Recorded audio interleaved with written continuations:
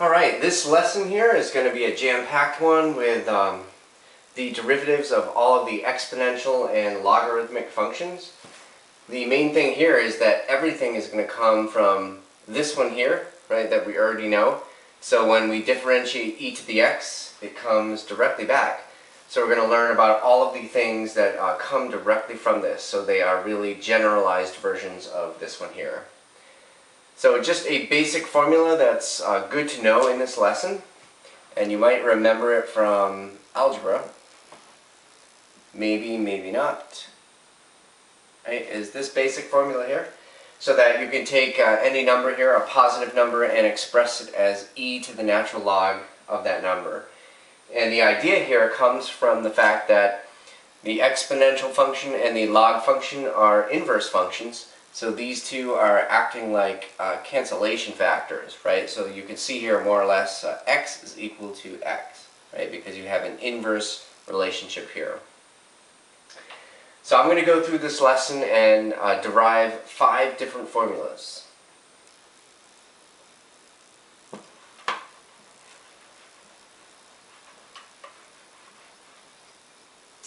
Okay, so we'll start with number 1 here.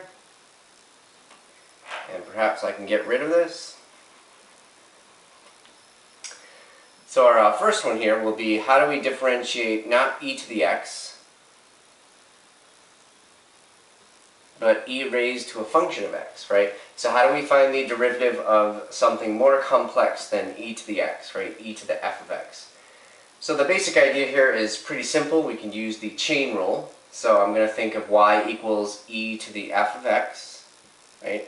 And then what we're going to do is to identify u as being f of x. And then rewrite this function, right? Y equals e to the u.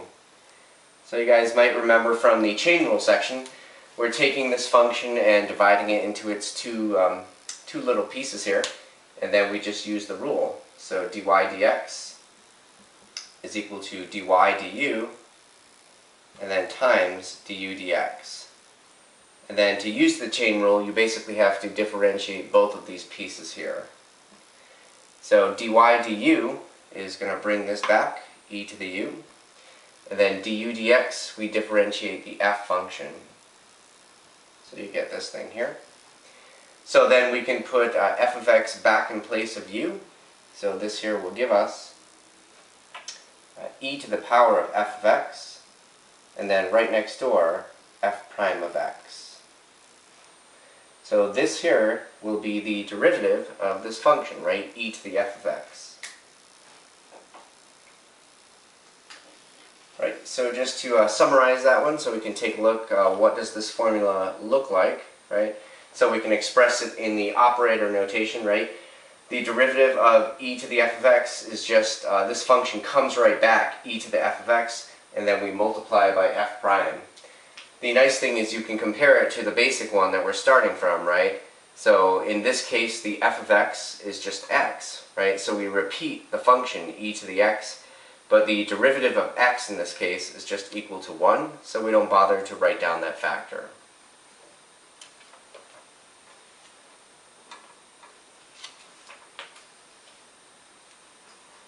Alright, so we'll move on here. So let's talk about number 2. So we're going to discuss how to differentiate the natural log function. Okay, and the reason for talking about this one, this is the inverse to e to the x. Okay, so we'll start out the same way here.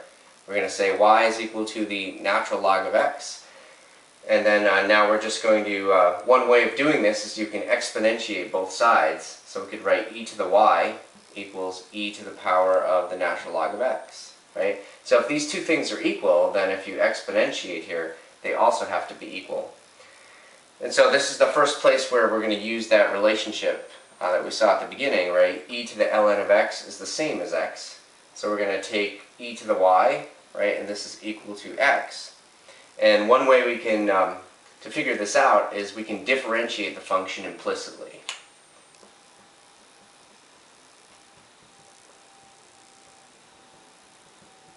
So we will differentiate implicitly. So if you look at e to the y equaling x, right, we're going to take both sides and differentiate with respect to x. So left-hand side and right-hand side, right, we're going to go about that business. And the first thing we're going to do is to use the rule that we just talked about, like the e to the f of x. So when you differentiate the left-hand side, this is going to come right back, but then you have to differentiate the exponent, right? You're going to get y prime. And then the right-hand side, we're just going to get a 1 out of that. And then we can take that and continue it. So you can solve for y prime here. Right? Y prime equals 1 over e to the y. Okay? And then if we look at what we have written here, e to the y is the same as x. Okay? So that's our derivative. If we have the natural log function, y prime is equal to 1 divided by x. Okay, so this is what we can say that we obtain from this little derivation, right? Operator notation, the derivative of the natural log of x with respect to x, right, is just 1 divided by x.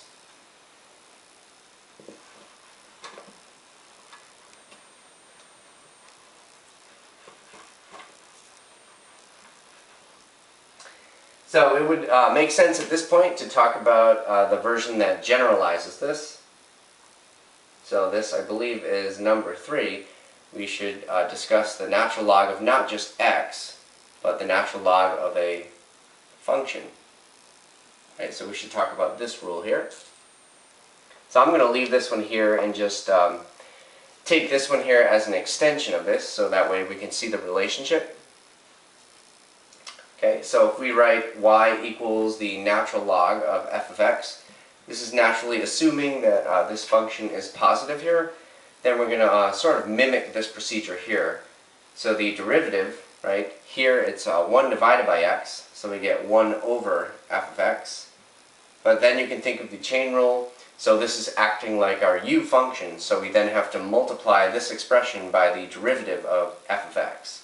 So we multiply by f prime of x. So you can tell in this case, right, when f of x happens to be x, this formula here will end up collapsing into that one. So formula number 3, right, in the operator notation, you can look at it here. So if you differentiate not the natural log of x, but the natural log of something more complicated, it has a very similar feel to 1 divided by x. If you look at this formula, you can say the function is going on the bottom and the derivative goes on top, and notice the same theme as here. So whatever function you have, you put the function downstairs, you have f prime upstairs.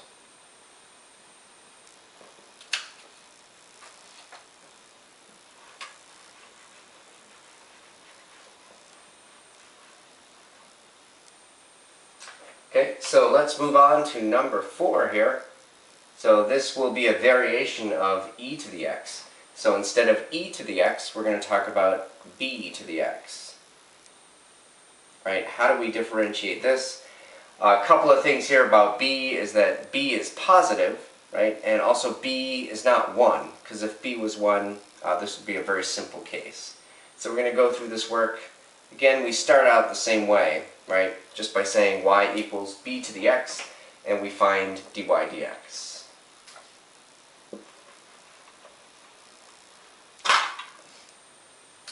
Alright, so what we're going to do here is we're going to make use of that expression involving e and the natural log.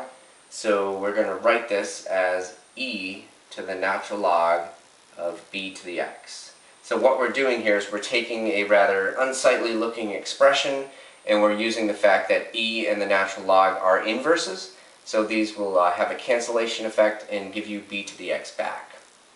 So one of the nice properties of log is we can take this power x and bring it out in front.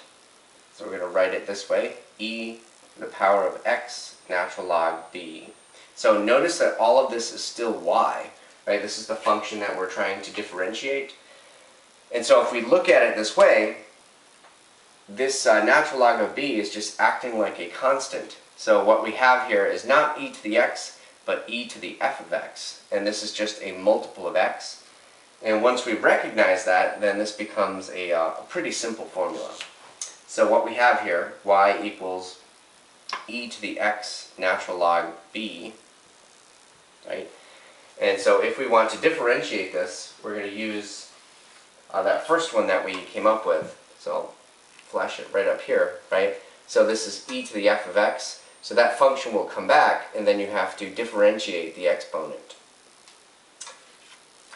So when we do this, right, y prime is going to give us this function back, e to the x log b.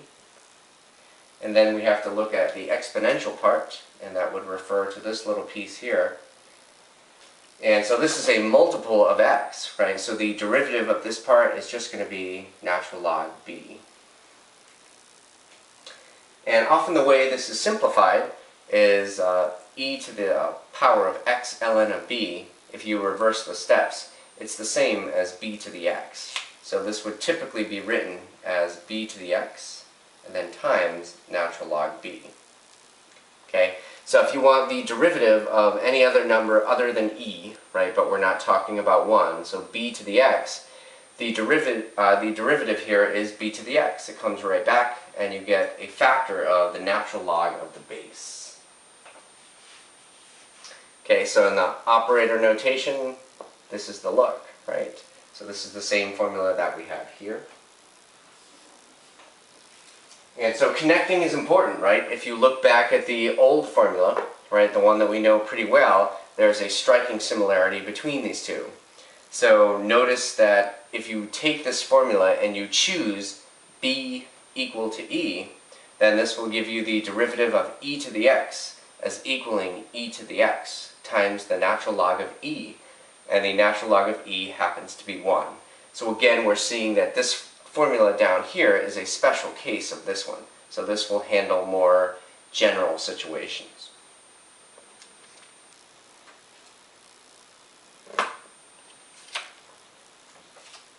Okay, so we have one more to do here, number 5.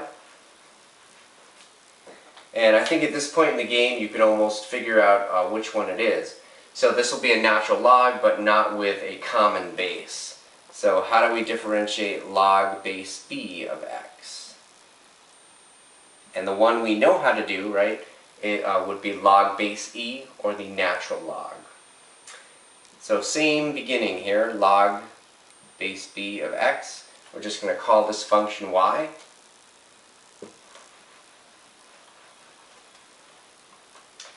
And algebraically, the other way to write this would be b to the power of y, right? This is equal to x. So we can write b to the y, this is equaling x. And once we express it this way, now we have an exponential function, so we're going to just use the previous rules, right, that we just derived. So I'll put this back up here, because that's going to help. Okay, so we're going to take this, and similar to, I believe it was rule number 2, we're going to differentiate implicitly here. So we're going to leave this exactly the way it is, and we're going to take the left-hand side and the right-hand side and differentiate with respect to x. So this one here, we can borrow this formula. So b to the y, this will give us b to the y, natural log of b, but remember y is a function of x, so we need the chain rule there. So that's y prime. And the derivative here is nice and simple, just a 1.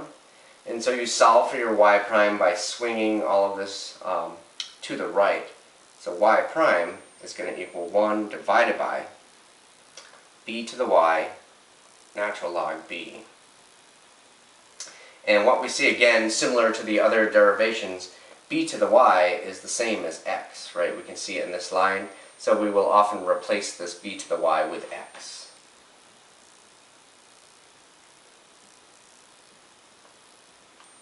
Okay, so that's the connection here.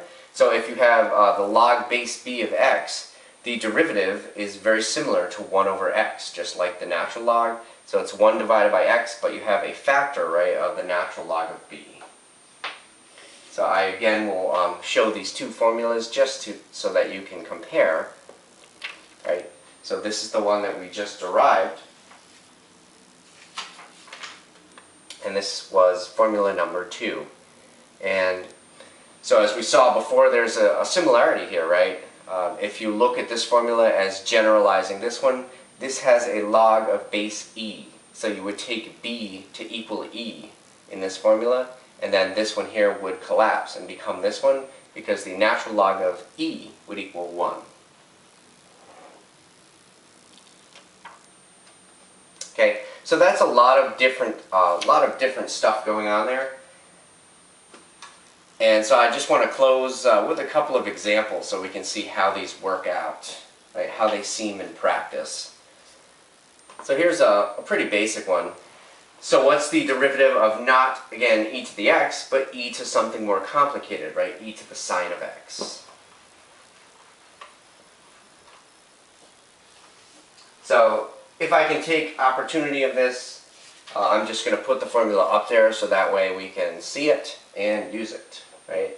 So if you want to go through this problem right here, f of x here is sine of x. So if you want the derivative here of e to the sine of x, okay, so e to the sine of x is going to come right back, e to the sine of x, and then you have to differentiate the exponent. So the derivative here of the sine function is cosine of x. And that's all there is to it, right? So this here is just generalizing e to the x. Okay, so we'll swap this one out and do something different. Right, we'll finish with this example here.